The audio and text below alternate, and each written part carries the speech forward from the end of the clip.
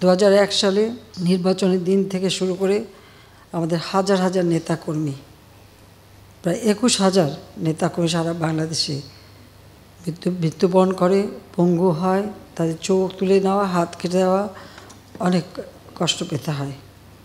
2013 সালে অগ্নিসন্ত্রাস, প্রায় 3,000 মানুষ, অনেক সাধারণ মানুষও আগুনে পুড়িয়ে তাদের হত্যা করা হয়, সেই সাথে 27 জন পুলিশ, এবং তাছাড়া রেল, লঞ্চ, গাড়ি, প্রায় 3,800 মতো গাড়ি, বাস, সরকারি অফিস, ভূমি অফিস জ্বালিয়ে পুড়িয়ে ছারখার করা হয়।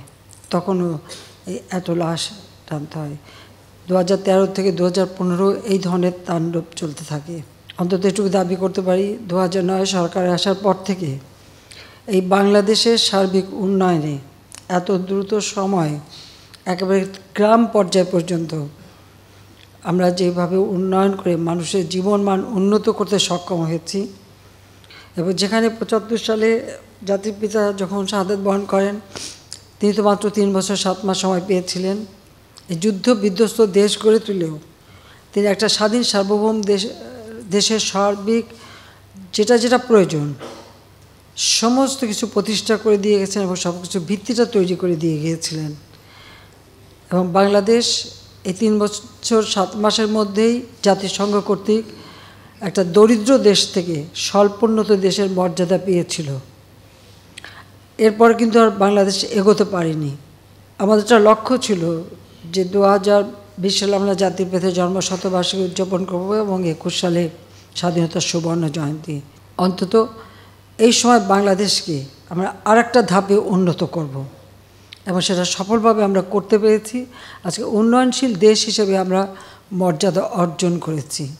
আমাদের অর্থনৈতিক অবস্থা, মাথাপিছু আয় বা আমাদের আর্থিক সংগতি সব কিছু মিলেই কিন্তু এই স্বীকৃতিটা পেতে হয়। আমরা সেভাবে পেয়েছি। বাংলাদেশকে এগিয়ে নিয়ে যাব, সারা বিশ্বব্যাপী মর্যাদাপূর্ণ করব, সেটা কিন্তু আমরা সফলভাবে করতে পেরেছিলাম।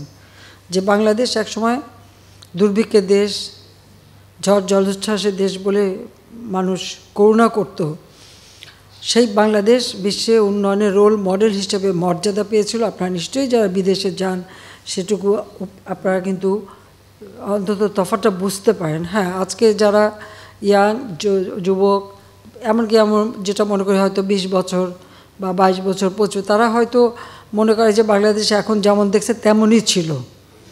কিন্তু মাত্র 2008 সালের বাংলাদেশও যদি তারা চিন্তা করতো, দেখতো তারা এই বাংলাদেশ ছিল না।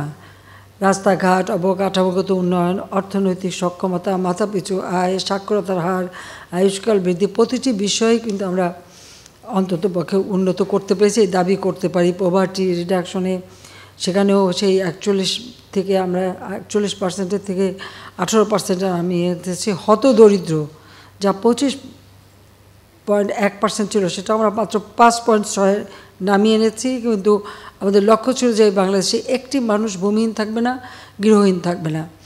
28টা জেলা, আমাদের 58টা জেলা ইতিমধ্যে ভূমিহীন গৃহহীন মুক্ত করতে পেরেছি। আর সামান্য যেটুকু বাকি, এটা করলে পরে আমাদের বাংলাদেশে আর কেউ হত দরিদ্র থাকবে না।